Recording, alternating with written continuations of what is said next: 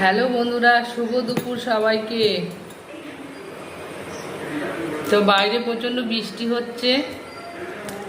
আজকে খিচুড়ি খেলে ভালো হতো, আর দেখো আমি ভাত না খেয়ে লুচি খাচ্ছি। লুচি করেছি, এই যেখানে লুচি, এখানে আছে ঘুগনি, আলু দিয়ে ঘুগনি বানিয়েছি। আর বানিয়েছি এই যেখানে সুজি সুজি আর এখানে আছে আমের চাটনি, এই যে কাঁচা আমের চাটনি।